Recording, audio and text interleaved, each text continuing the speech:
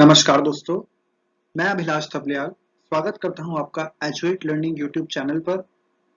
आधुनिक भारत के इतिहास की इस श्रृंखला में हम लोग पढ़ रहे थे social religious reforms movements in India, यानी भारत में सामाजिक धार्मिक सुधार आंदोलन। इस कड़ी में आज हम पढ़ेंगे प्रार्थना समाज एवं परमहंस मंडली के विषय में। तो चलिए शुरू करते हैं हम अपना आज का लेक्चर।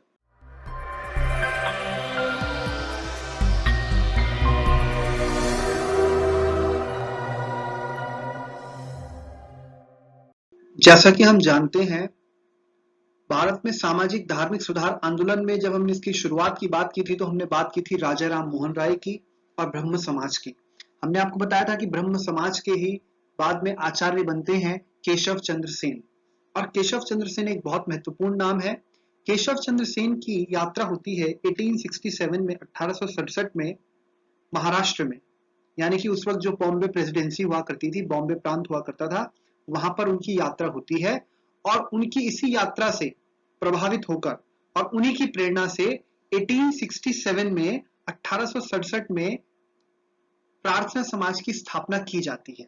और प्रार्थना समाज की जो स्थापना की जाती है, इसके जो संस्थापक सदस्य थे उनमें डॉक्टर आत्माराम पांडुरंग, जी हाँ, डॉक्टर आत्माराम पांडुरंग इसके संस्थापक सदस्य थे। और उन्हीं के द्वारा 1867 में बंबई में, यानी बॉम्बे में जो है प्रार्थना समाज की स्थापना की जाती है, जिसमें जो प्रेरणा थी वो थी आचार्य केशव चंद्र सेन की, जो कि ब्रह्म समाज में आचार्य थे। और प्रार्थना समाज को जो सबसे ज्यादा प्रसिद्ध किया यानी लोकप्रिय बनाया, उसका श्रेय जाता है महादेव गोविंद रनाडे।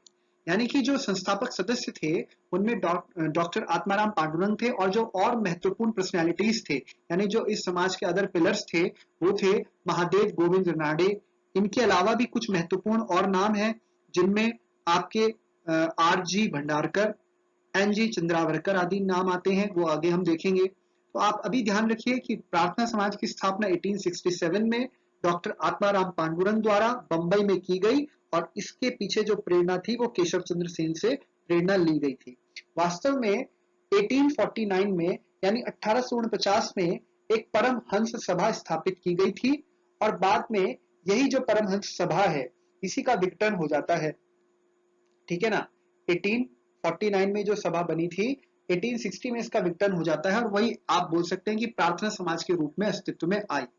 तो यहाँ पर हम देख रहे हैं कि जो प्रार्थना समाज बना, इसका पश्चिमी भारत यानी महाराष्ट्र वाले क्षेत्र में एक बहुत महत्वपूर्ण रोल ये प्ले करता है। यानी कि धीरे धीरे जो कि सामाजिक चेतना, यानी कि समाज में सुधार करना और जो धार्मिक सुधार करने की जो चेतना बंगाल से शुरू हुई थी, अब वो भारत के अन्य क्षेत्रों में भी पहुंच रही थी। अब जो सबसे महत्वपूर्ण बात यहाँ पे आप देख रहे हैं, इस समाज का जो एजेंडा था वो हमें समझना है। तो जो महत्वपूर्ण इसका कार्य था, यानी कि जो उनका एम था, वो क्या था? एंटी कास्ट, यानी कि जो जाति बंधन था उसके खिलाफ इन्होंने आवाज उठाई, और साथ ही साथ महिलाओं का सशक्तिकरण, यानी महिलाओं का जो समाज में हम देखते हैं कि किस प्रकार से उनके साथ भेदभाव हुआ होता था या उनको दोयम दर्जे का समझा जाता था, तो उनके अपलिफ्टमेंट के लिए इन्होंने कार्य किया। जैसा कि मैंने आपको बताया, आत्माराम पांडुरंग और महादेव गोविंद रनाडे साहब ने इसकी स्थापना की थी आचार्य केशव चंद्र सेन की प्रेरणा से। अब अगर हम प्रमुख नामों की बात करें, समाज से जुड़े हुए जो प्रमुख इसके स्तंभ थे वो नाम यहाँ पे लिखे गए हैं। जैसे मैंने आपको बताया, आत्माराम पांडुरंग, वासुदेव बाबाजी नौरंगे, रामकृष्ण गोपाल भंडारकर, ये बहुत महत्वपूर्ण नाम थे। इसके अलावा आप देखिए महादेव गोविंद रनाडे, मैंने आपको इनका नाम भी बताया, वामन अबाजी मोदक और नारायण गणेश चंद्रावरकर। इनके अलावा एक जो है दयाल सिंह प्रन्यास जी का भी नाम इसमें आता है, वो भी ध्यान रखिएगा आप। हालांकि ये जो नाम है ये बहुत महत्वपूर्ण नाम है, जितने भी महत्वपूर्ण नाम थे मैंने यहाँ पे लिख दिए हैं। अब इस समाज का जो मुख्य उद्देश्य था, वो ये समाज का इन्होंने जो अपना मेन ऑब्जेक्टिव इन्होंने रखा वो ये था कि ये हिंदू धर्म में सुधार करना चाहते थे। यानी कि जो मैंने आपको बताया कि ब्रह्मो समाज था या आर्य समाज था, वो सभी किस प्रकार से क्या कर रहे थे, हिंदू धर्म में जो कुरीतियां थी या जो रूढ़िवादिता थी, उसके खिलाफ वो लोग आवाज उठा रहे थे। तो यहाँ पर इस समाज का भी ये उद्देश्य था कि हिंदू धर्म में जो धार्मिक और सामाजिक कुरीतियां हैं उनको दूर करके उनको सुधार करना। और इन्होंने जो फोकस किया, जो इन्होंने एम्फेसाइज किया, वो किया मोनोथिज्म में, यानी एकेश्वरवाद में। और ये कर्म पर विश्वास करते थे, on works rather on faith, यानी कि ये कर्म पर विश्वास करते थे, भाग्य पर नहीं। और जो सबसे महत्वपूर्ण कार्य रहा इस समाज का, क्योंकि आप जानते हैं अगर समाज में सुधार करना है तो उसमें शिक्षा का एक बहुत महत्वपूर्ण रोल होता है। तो इन्होंने शिक्षा पर जो है विश्वास किया, शिक्षा के प्रचार प्रसार के लिए कार्य किया और अपनी बातों को ये जो है तर्क के आधार पर जो है वो रखते थे, और जो अपनी बातों को तर्क के आधार पर रखकर जो भी कुरीतियां हैं उसके खिलाफ जो है ये आवाज उठाते थे। जब मैंने बात की शिक्षा की, तो शिक्षा के क्षेत्र में इन्होंने जो सबसे महत्वपूर्ण कार्य किया उसमें 1874 में, जी हाँ 1874 में जो नाम आता है 1874 में, वो इन्होंने दक्कन शिक्षा सभा की स्थापना की 1874 में, जो आगे चलकर फर्ग्यूसन कॉलेज के नाम से प्रचलित हुआ। तो याद रखिएगा 1874 में इन्होंने दक्कन शिक्षा सभा की स्थापना की, जो आगे चलकर फर्ग्यूसन कॉलेज के नाम से जाना गया। अगर इस समाज के 4 प्रमुख एजेंडों की बात की जाए तो इसके 4 प्रमुख एजेंडों में जो हैं वो कुछ इस प्रकार थे जो यहाँ पे लिखे गए हैं। पहला, डिसअप्रूवल ऑफ कास्ट सिस्टम। जी हाँ, इस समाज का जो सबसे महत्वपूर्ण जो एजेंडा था वो ये था कि इन्होंने जाति प्रथा का अंत करने के लिए, यानी जाति प्रथा के विरोध में जो है जबरदस्त आवाज उठाई और उसको डिसअप्रूव कर दिया, यानी ये जाति बंधन को नहीं मानते थे, जाति बंधन के खिलाफ इन्होंने आवाज उठाई।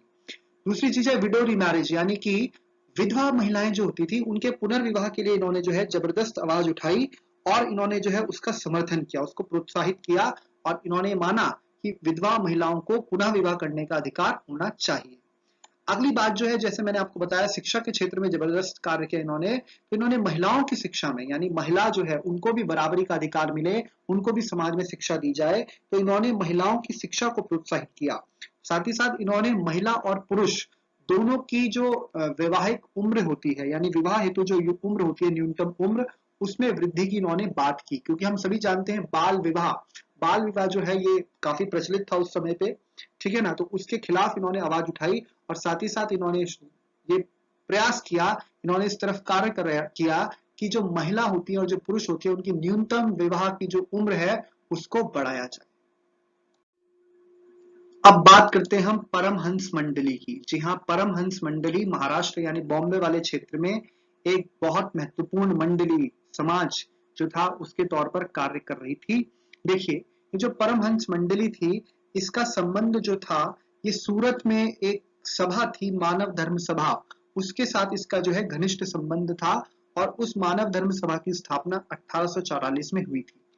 जो परमहंस मंडली थी इसकी स्थापना 1849 में बॉम्बे में होती है और इसके संस्थापक सदस्यों में दादोबा पांडुरंग का नाम आता है, बहुत महत्वपूर्ण नाम है। इसके अलावा दुर्गाराम मेहता जी और बाल शास्त्री जाम्बेकर, ये कुछ महत्वपूर्ण नाम थे जो इस परमहंस मंडली से जुड़े हुए थे। ये जो परमहंस मंडली थी ये पहला सोशो रिलीजियस ऑर्गेनाइजेशन थी महाराष्ट्र का, यानी कि जो महाराष्ट्र में पहला सामाजिक धार्मिक सुधार आंदोलन था वो इस परमहंस मंडली द्वारा ही शुरू किया गया। मतलब बहुत इनिशियल स्टेज में इन्होंने इस प्रकार का कार्य शुरू कर दिया था। और ये जो परमहंस मंडली थी ये एक ईश्वर पर विश्वास करती थी, यानी कि ये भी मोनोथिज्म पर विश्वास करते थे।